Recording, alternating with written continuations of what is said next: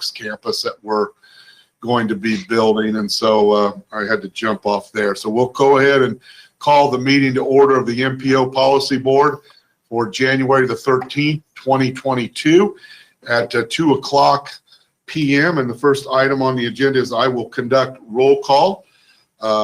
John Dennis. I am here. David Byers. Present. Larry Leverance. Here. Peter Bunder. Here. Cindy Murray. Cindy. Okay. Ben Murray. Here. Shane Spears. Shane, are you here? Okay, let's double see. 1, 2, 3, 4, 5. Yep, we've got a quorum. So, okay, thank you, everyone. The next item on the agenda is the approval of the minutes from the December 9th, 2021 meeting. Those have been communicated to you in your packet, and I would entertain a motion to approve those minutes. So moved, John Dennis. Second, Ben Murray. Second, Ben Murray. Are there any changes, corrections, or Scribner's errors? Hearing none, I'll conduct a roll call vote. John Dennis. Aye. David Byers. Aye. Larry Leverance. Aye. Peter Bunder. Aye. Ben Murray. Aye. The minutes are approved. Thank you. The next item on the agenda is the adoption of the statewide 2022 safety performance and measure targets. And Tim will be handling that presentation. Yes. So this is something that we do around this time every year. So usually either December or January. And what it is the federal legislation requires state departments of transportation to set some targets for certain performance measures. So specifically today, we're looking at safety. So they're required to set targets for number of fatalities, rate of fatalities, number of serious injuries, rate of serious injuries, and then the number of non-motorized fatalities and serious injuries kind of combined together.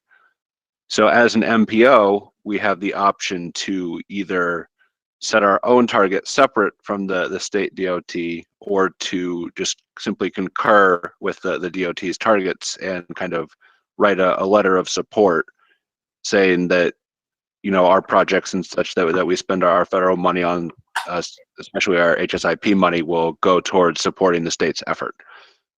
So all of the MPOs in Indiana have kind of chosen to do that second option, where we just concur with the state DOT's targets. So what we have today, which was sent out in the packet, is kind of a letter of support. So this is what we would send to Mike Holowati and others at the Indiana Department of Transportation offices. So the fatality targets, serious injury targets are kind of listed here. I'm not going to go through all these, but they're all here in the letter.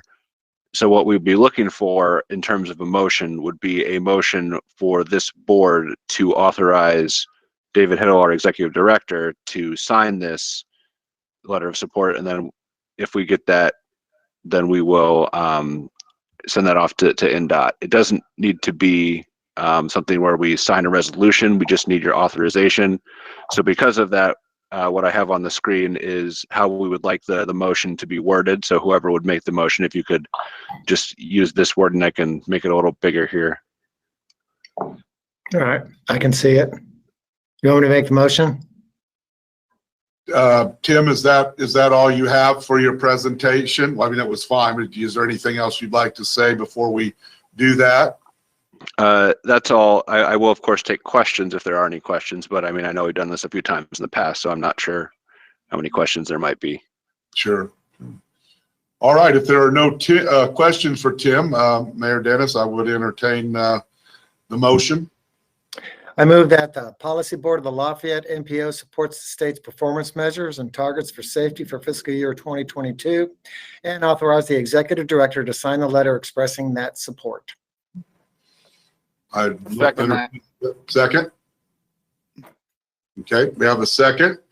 I'll go ahead and conduct a roll call vote. Let the record also reflect that I see that Cindy Murray and Shane Spears have both joined us now. Let the minutes show that they are here at the meeting, please. Okay, roll call vote. John Dennis. Aye. David Byers. Aye.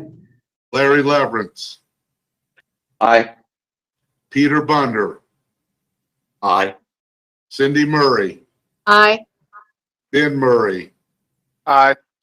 Shane Spears. Aye. The authorization passes. Thank you, everyone.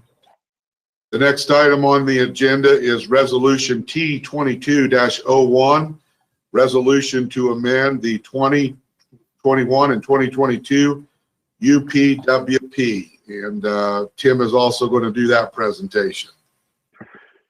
Yes, so this is a little bit of a new thing that this happened. This will be the first time we've done this sort of thing.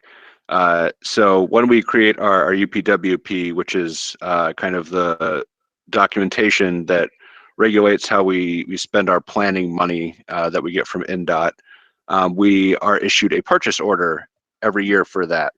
And typically in the past, we've kind of just been able to roll over any unused funds in the purchase order from one year to the next year without having to do anything. Well, Federal Highway has kind of tightened the screws on the regulations on MPOs to make sure we document this a little bit better.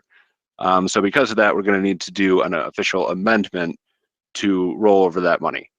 And we have kind of accrued a pretty significant balance. As you can see from the staff report, we still have $291,000 remaining on our fiscal year 21 purchase order, which is a very significant balance.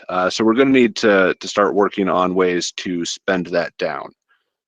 So we have kind of an outline of some of the ways we can do that here listed in the report.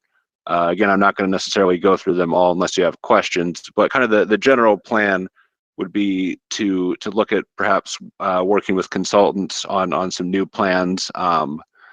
We can use this money to pay for, staff salaries, which we do, but unless we were to add a new staff member, then, that amount that we spend isn't necessarily going to change that much. That's not really going to help us with the balance. So we're going to need to kind of partner with some consultants to perhaps do some kind of expanded planning efforts. So that's a lot of what's detailed in here, as well as kind of looking at perhaps some equipment, software purchases, and also additional staff training. So that would be, conferences, webinars, those sorts of things. So paying for, fees for getting into those kinds of sessions. So that's basically what we're looking to spend the money on. And like I said, there's kind of detailed with which different items we would be looking to spend that on in the staff report. And we also have a table here that shows, again, element by element, where all this money is going. So that's all included here. So that is the gist of our task today, but I would like to pause and take any questions if you guys have any. I don't know, have any, Tim. The reason that the money has built up like that, was COVID or something played a role in what we could do or what we would maybe normally spend that money on? Is there a reason that the balance has reached that level? That's a very good question, Mayor. So it has kind of been slowly increasing from year to year. We just kind of get more than we can spend with our current staff.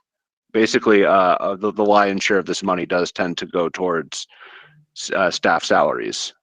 Mm-hmm. And we just have more than we can spend for our current staff. So that's one of the big things, and we haven't in the past necessarily partnered with consultants to do these kinds of studies. We've tended to do a lot of the work in-house. which is fine. We think it does give us a good product when we, as the APC, have a hand in it and kind of are able to do it in-house. But at the same time, that doesn't necessarily help us spend down this balance. It's also fairly restrictive on what we can spend it on. So we cannot use this money to go towards any projects. It does have to be to planning efforts specifically. So we can't use it to help out one of the jurisdictions that might have a little bit of a deficit on one of their transportation projects. So that's not allowed. Okay. All right. Thank you for that explanation. Are there any other questions for Tim? Hearing none, I'd entertain a motion to approve the amendment that has been presented to the 2021 and 2022 UPWP. So moved. Okay, did we get who did the second there? David Byers. Okay, thank you. All that, I'll conduct a roll call vote. John Dennis, Aye. David Byers, Aye. Larry Leverance, Larry, He said aye. did he say aye? I'm sorry. Yeah. Okay. Peter Bunder, Aye. Cindy Murray, Aye. Ben Murray, Aye. Shane Spears. Aye. The resolution is approved. The next item on the agenda is the APC progress report. We have several items under that. The first one is the MPO update, and it looks like Tim will also be handling that, and then Doug will be handling the next two. Yes. So the first item under the MPO update is going to be an MTP update. So this is our Metropolitan Transportation Plan, which we are federally required to do every 5 years. So adoption for that is going to be due in June. We have to have it all adopted, including Plan Commission approval by June. So we thought it would kind of be appropriate to start giving you guys monthly updates on what's going on with that. We've talked a little bit about some of the items we've done in the past for this as we've been working on it for the past year and a half or so. But kind of wanted to really drill down now that we're getting closer to the deadline. So where we are with this right now is we need to do some coordination with kind of our planning partners. So specifically NDOT, Federal Highway, Federal Transit, as well as local planning partners. City Bus obviously should be involved with this, given that it is federal transit as well. So, they need to be clued in on that. So we are working to get a meeting scheduled. We're hoping to get that meeting later this month. At that point, we can kind of get some NDOT approval for certain things that need to be in the plan. One of the big things we will need their approval for a financially constrained project list, which we have to go through and estimate how much federal funding will be available for us, which Doug has kind of helped us work on. He sent me some numbers earlier regarding that. And then we can take, how much we have available. We can get some cost estimates for projects for our different jurisdictions and see, okay, which of those projects do we think we can fund with our anticipated funding by 2050. And then, of course, NDOT will also have some projects that they will want in there as well, that they will be funding with their own money, but we'll have to coordinate with them on that. We've also reached out to the small towns, specifically Dayton and Battleground. I've had some good conversations with folks on the town councils for both of those organizations, or both of those towns, recently, just this week, in fact. And so we're also trying to see if, they have anything that they might want to have as a federally participating project. So they're going to discuss that issue at their upcoming council meetings and then get back to me on that. So we're kind of trying to build this project list. And then the other kind of big thing that we're going to need to do with this coordination is look at this performance measure stuff. So part of that is what we put in place earlier in the meeting when you helped us adopt these target safety performance measure targets. But there are also some performance measures for some other kind of transportation factors that they look at as well, including like freight movement, travel time, other sorts of kind of technical factors. And I have not been able to quite get as much of a straight answer on what our state and federal partners want to be included in that. So that's going to be something we're going to definitely iron out at the meeting. So you may be seeing some kind of similar requests to adopt other types of performance measures like we saw earlier at this meeting. So that's what's going on with that. Other than that, we are also working on kind of writing some of the sections for the plan. In particular, one section that will be significantly more substantial than we've seen in the past is one about environmental resilience and sustainability. We feel that was kind of a hole that we have in past plans that wasn't addressed efficiently. So we have some of our staff working very hard on putting together a great draft to kind of discuss how we're going to approach that very important topic. Good. Good. All right. I don't believe there's anything we need to vote on that particular presentation, but does anybody have any questions for Tim? All right, we'll move on then to the federal funding obligation. And Doug, it looks like you're going to be handling that. Yes, thank you, Mayor. Good afternoon.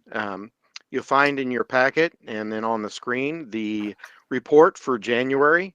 The information from the top actually comes from NDOT's monthly report that they send us very early on during the month. And then the information below that is a summary of all of the individual projects broken out by the different funding sources. So you can get a status of, see a status of the funding that has been obligated and the remaining balances. We particularly start looking at this and keeping a closer track because we are approximately halfway through the federal fiscal year, and in the past we are targeted to have all of our federal funds obligated by sometime in mid-April. So we're starting to keep, as I mentioned, a closer eye on this. You can see on top we have a good portion of federal funds that have been obligated already. And in essence, we basically have 3 more obligations or things that we need to do. The first is to flex a small portion of our HSIP safety funds to STBG funds.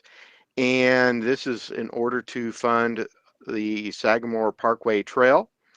We are actually in the process of doing that, and again, the amount is fairly small. It's only $20,774, and that should be completed here within the next day or two, I hope. The next project that we need to obligate funds is the Morehouse Road project, specifically the right-of-way phase. There is roughly over $700,000 to do this. And these are monies that will go to actually purchasing the additional land that is needed for the project. In order to do this, we need to send to the district office a FEMAS request with another document called the Land Improvement and Damages Report. And those are generally put together by the consultant working on the project. And when I spoke with Stu recently, they are in the process of getting all the appraisals done. So at this time, it seems that we will actually be able to do that, submit the FEMAS request along with the lid, probably well before the deadline of obligating the funds. The last project that we need to obligate funds for is the Sagamore Parkway Trail. Some disappointing news in that last month, I believe we reported that it was on a March letting, and it appears now that that is or has been moved to an April letting. We do not have official confirmation from NDOT from that yet, but it appears that that is going to be done. Again, there has been some difficulty in getting all of the required documents and information for the next stage, what they call ready for letting. And last week we had a fairly productive meeting between NDOT staff, both the staff from the city of West Lafayette, ourselves, and also the consultant, in which we discussed, what needs to be done and how we need to be moving forward with this project. So I did have a discussion with a person in central office in Indianapolis to see that if we do have problems with this project, what can be done. And at this time, there are no NDOT funds from Group 3 or Group 4 that can be flexed and changed or swapped. So it needs to be let in this fiscal year. We were strongly recommended to have this project let in April. While it is possible to let it in May, if it doesn't get let in April or May, then there's a really strong possibility that we will lose the $3 million in federal funds. So we are still working with a backup plan, and we'll start discussing with other MPOs just in case, but we really need to get this project let in April. So that is, in a nutshell, where we stand on allocating or obligating our federal funds. Any questions? I guess just real quick, Doug, and I know Mayor Dennis is here, but obviously that trail coming down there is a big part of what they're doing in West Lafayette and in the Lafayette side, where we're tying everything together. And I guess I'm just trying to figure out what problems are we running into. Can you be a little bit more specific about what the challenges are? I'm sure I'd be more than glad to follow up on that. Basically, the big discussion last week was, one, there was a need to submit additional coordination information. And then the second one is that when the documentation was submitted, there needed to be some address, or let me see, how can I put this? Coordination between NDOT, since it's an NDOT's right of way, and with the engineering firm in terms of how to address bank stabilization. It was, from what I understand, that was going to be left done during construction, but the engineers in central office wanted to have that coordination take place now. So it's my understanding that has been in the process of actually getting done. We did reach out to the NDOT project manager in the Crawfordsville district office this morning and ask for a status report, and we have not heard back yet. So our plans are right now is to hear what the project manager says, and then actually keep asking the same questions pretty much every week from here on out to make sure this project does go to an April letting. Who is the engineering firm that's designing it? VS Engineering. Okay. All right. Well, thank you for that explanation. Hopefully we can keep those dialogues open and productive to make sure we can move that along. That project ties into several other things that we're doing in Lafayette and through the Wabash River Enhancement Corporation and part of our READY grant that we received and everything else. So it's a big piece of what we're all doing. So thank you for everybody's efforts to continue that moving in a positive direction. All right, I don't believe we need to vote on anything there, so we'll move to the next item on the agenda, which is the 18-month, excuse me, letting list. And Doug, it looks like you're going to handle that also. Yes, thank you. To begin with, I'd like to look at the 3 projects that were on this past December's letting, one on State Road 38 and the other 2 being on State Road 26. As you can see up on the screen or in your report, that the one project on State Road 38, the full depth reclamation project, the 2 bids that were submitted were not below the engineer's estimate. That project is now been rescheduled to be rebid in February. And at this point, if it does get favorable bids in February, there is anticipated no change in the construction schedule at this point. Regarding the 2 State Road 26 projects, these are basically at the very western part of our county. As you can see, there are 2 bids submitted, and the engineer's estimate was over $19 million, and the low bid was Milestone Contractors for $18.193 million. So that project's good to go. Going back to the front page, this is a big project that we had our fingers crossed, widening of I-65, basically just north of the Wabash River bridges to roughly County Road 725 North. The bid letting, as you can see, was on bid opening, excuse me, was on January 12th, and I do have some good news. The engineer's estimate for this project, believe it or not, was $99,481,491.68. Walsh Construction was the low bidder at $99,418,926.33. So just a pinch under the engineer's estimate. So it looks like we'll be good to go on that, and that project will be let. I do have some additional information to pass along that I heard this morning regarding the January bid letting. And yes, there were a lot of projects that were on the bid letting.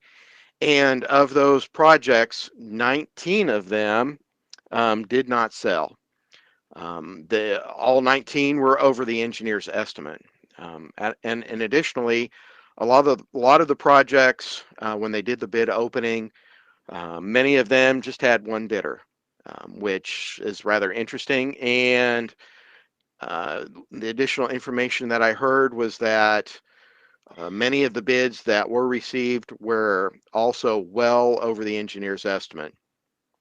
The Evansville MPO had one project. The engineer's estimate was $4 million, and actually the bids came in over $12 million. So I'm not sure why there was a big difference there, but overall, the comment to me was that bids were significantly higher than what was anticipated. Looking forward, we have some course projects that are on the February bid letting.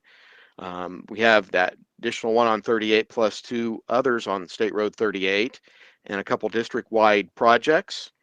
And then going to page 2, of course, the Sagamore Parkway Trail, April letting now. 23 and 24 on April letting, auxiliary lanes on US 52 South. And then looking further down, September on 231, auxiliary lanes. This is in the southern part of the county. And then following that, basically no changes from the previous month. So that's in a nutshell what's happening with the 18-month letting list. Any comments or questions? All right. Thank you, Doug, for that update. We appreciate it. Any other business to come before the policy board? I would like to take a moment just to, I'm sure you all know Larry Leverance has been on for a long time and as a proxy, but he is the president of the Area Plan Commission this year. So Larry will be with us as a regular member of this committee, along with the duties of the president of the commission. So Larry, thank you for your continued service. We certainly appreciate it. Thank you. All right, citizen comments. Have we received any citizen comments? At this time, I have not received any citizen comments on Facebook or YouTube, but we could wait 30 seconds, a minute here to see if any come in. Thank you. Just let me know. All right, I will time it.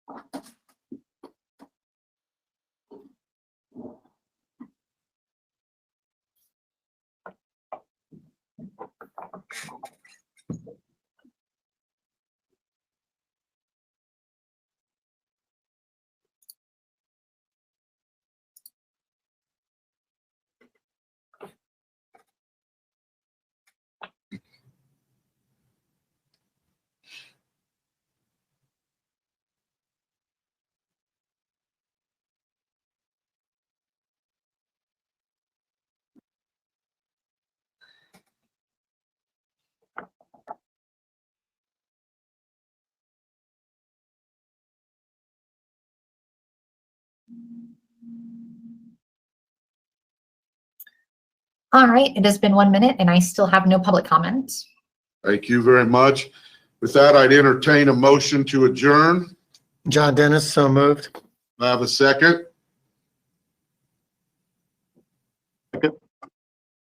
Second, thank you. I'll conduct a roll call vote. John Dennis, Aye. David Byers, Aye. Larry Leverance, Aye. Peter Bunder, Aye. Cindy Murray, Aye.